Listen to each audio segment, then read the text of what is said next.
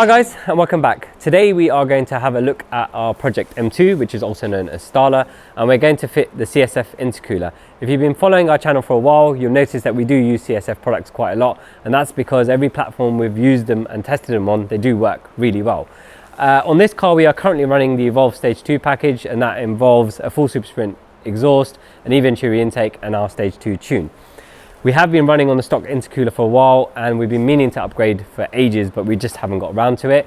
So what we're going to do today is do some data logging on the stock intercooler on the road, dyno it, and then we're going to remove the stock intercooler and then compare it against the CSF, put the CSF back in the car, run that on the road and do some data logs, and then also dyno the car. So by the end of this testing, we will have the data logs to show you what the differences in IAT are, and also the dyno graphs to show you what the difference in power is. So let's run the car as it is on the dyno and see how we get on.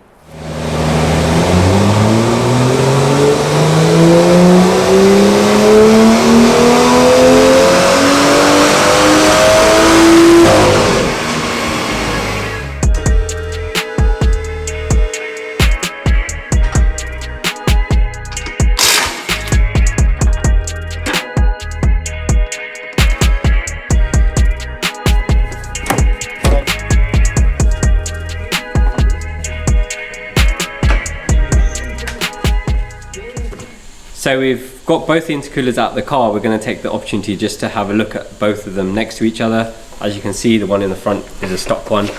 Now BMW would have designed this for the base model N55, which makes around 300 horsepower, and it deals with that absolutely fine. But on the stock M2, when they're producing between 360 and 370 on our dyno, it will start struggling in certain conditions. And when you tune it, we have seen from the log that the ECU will actually start to pull ignition timing.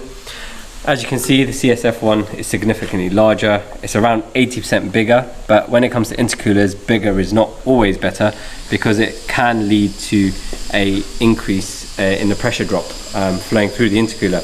But what we found with the CSF ones is with the cast end tanks and the really efficient cores, it doesn't affect the pressure drop too much, and it also keeps the IATs really low, which means that the car can make its ignition and boost targets more efficiently. So we're going to put the CSF one back in the car, run the car on the dyno, log it, and then we'll show you the comparison between the logs of the stock and the CSF one. Just to mention before we go, the CSF one has been on our car before, and that's why it's got a few marks on it, just in case you're wondering if we've just taken it out of a packet. We haven't. It has been on the car for a little while, and we put the stock one back on for some other testing. Now we're going to put this one back on and dyno the car and show you the results.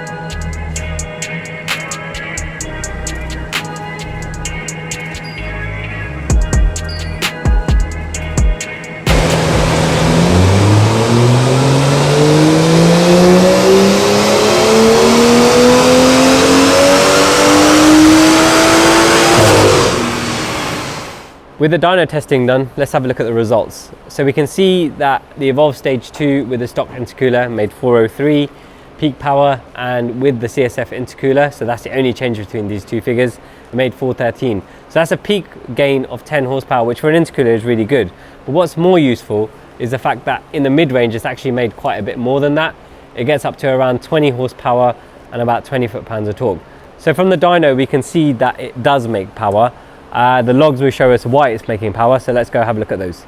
So we've seen the results on the dyno graph, so let's have a look at the logs. This is a third, fourth and fifth gear pull on the road. So that's the third gear pull here. You can see they're about the same, but when it gets to the top of third gear, you can quite clearly see the CSF is keeping the temperatures a lot lower than stock one. CSF at this stage is 17 degrees and the stock is 23, and this just keeps getting exponentially bigger as you go along. So this is 4th gear, and you can see the gap is just widening at this point. At the end of 4th gear, the difference is 35 degrees for the stock intercooler and 17 degrees for the CSF. And on a long 5th gear pull, it just gets bigger and bigger, and at the end of 5th, it's nearly half the IAT of the stock intercooler. So it just shows you the stock intercooler is inadequate for a tuned M2 or N55 engine car. On a stock car, it's okay. It can still make an improvement on a stock car, but once you tune the car, you really need to change it. And the other thing that's telling on this as well is we log the ignition timing, and you can see in 5th gear, the stock ignition timing actually dips down quite a lot. It's gone down to 4.3 degrees there, which would explain why on the dyno the car's actually made more power, because the car with the CSF intercooler is actually holding the ignition timing all the way along. The stock one recovers a little bit towards the end, but that's quite a big difference there. It's like 6 degrees ignition timing down. So overall, I'm really happy with the CSF intercooler. I think it's a must-have upgrade for any N55 customer. If you've got an M2, I think it's an upgrade even on a stock car, but once you've tuned your car, it actually makes a huge difference to the IATs and the performance of the car.